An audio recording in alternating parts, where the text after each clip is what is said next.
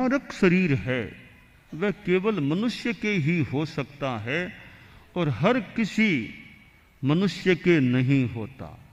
कोई विशिष्ट ज्ञानी साधु होते हैं जिनको वह लब्धि स्थिति आहारक स्थिति प्राप्त होती है, आहारक लब्धि आहारक की वो स्थिति। वे साधु कोई विशेष प्रयोजन से आहारक शरीर का पुतला निकालते हैं। कोई प्रश्नकर्ता आ गया, ऐसा प्रश्न पूछ लिया कि साधु को जवाब ख्याल में नहीं है, तो ऐसी स्थिति में वो विशिष्ट साधु है, हर किसी साधु के वश की बात नहीं है। विशिष्ट ज्ञानी साधु है जिसके पास ये स्थिति हो, वह अपने शरीर से एक छोटा सा एक पुतला बड़ा सुंदर पुतला निकालता है। वह पुतला ज्ञानियों के पास, ज्ञानी के पास जाता है जिसके पास केवल ज्ञान है, और वहाँ जाकर प्रश्न का उत्तर लेकर वापस आ जाता है। और मानव का इतना जल्दी सारा यह काम होता है कि शायद प्रश्नकर्ता को पता भी न चले कोई प्रक्रिया हुई है, उसके द्वारा ज्ञान करके उत्तर पाकर मुझे उत्तर दिया जा रहा है। तो वह आहारक शरीर होता है। तो औदारिक, वैक्रिय और आहारक, ये तीन शरीर स्थूल कैटेगरी के शरीर हैं। चौथा शरीर है तेजस शरीर। वह भी मनुष्य के भी होता है, पशुओं के भी, त्रियंचों के, देवों के, नारकियों के।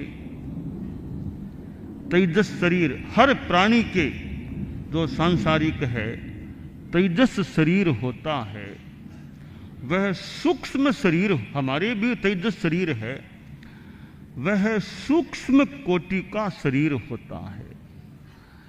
और पांचवा शरीर है कार्मण शरीर, वह सूक्ष्मतर शरीर है। कार्मण शरीर हर प्राणी के, हर सांसारिक जीव के वह कार्मण शरीर भी होता है।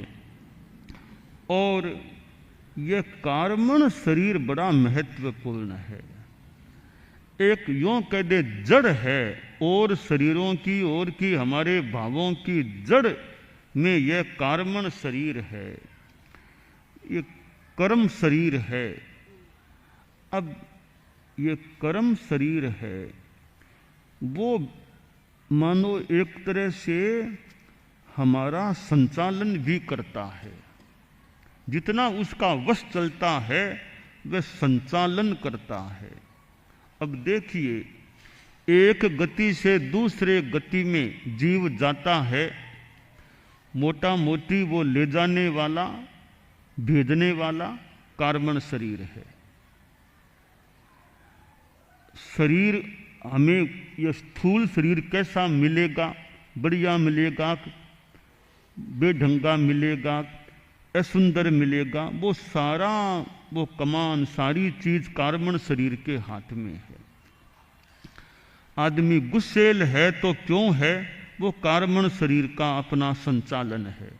तो हमारी एक तरह से सारी गाड़ी को चलाने वाला, मोटा मोटे रूप में इस जीवन की, अगले जीवन की, पिछले जीवन की गाड़ी चलाने वाला या ड्राइवर कह दें, वो मानो कार्मण शरीर होता है। तो इस कार्मण शरीर के कारण हमारे भावों में भी परिवर्तन हो जाता है, भावधारा विकृत होती है, उसमें कार्मण शरीर का योगदान है।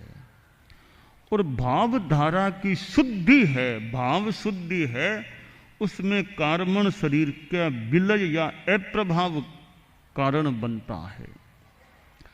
शास्त्र में कहा गया, अनेक चित्ते खलु अयम पुरुषे, यह पुरुष अनेक चित्तों वाला होता है, अनेक भावों वाला होता है। आदमी कभी गुस्से में आता है, कभी अहंकार में आ गया, कभी शांत हो गया, कभी लालच में चला गया, कभी छल कपट में चला गया, कभी फिर शांत है, कोई आवेश और भी नहीं है, न छल कपट है। तो ये भाव, विरोधी भाव, कभी अच्छे भाव, कभी बुरे भाव, ये हमारे भीतर उभरते हैं। जैसे सिनेमा घर में चित्रपट लगा हुआ है, अब वो सिनेमा में नए नए दृश्य कैनवास चित्रपट पर उतरते हैं। इसी प्रकार हमारा मान लो यह एक चित्रपट है भावों का, उस पर नए नए भाव, विभिन्न भाव, कभी गुस्सा, कभी अहंकार, कभी शांति, कभी कुछ, ये सिनेमा घर की तरह भीतर में चलचित्र सा मानो चलता है। इस चलचित्र के चलने में कार्मण शरीर का और खासकर मोहनीय कर्म का बड़ा योगदान होता है। तो ये अनेक भाव उभरते हैं। अब हम क्या करें? हमारा काम यह होना चाहिए कि दुर्भाव न आए, दुर्भावना न आए, सद्भाव भले आए, दुर्भाव न आए। अब दुर्भाव क्यों आते हैं? उसमें मोहनीय कर्म का उदय काम करता है, और शुभ भाव या सद्भाव के आने में मोहनीय कर्म का विलय, क्षयोपम विलय काम करता है।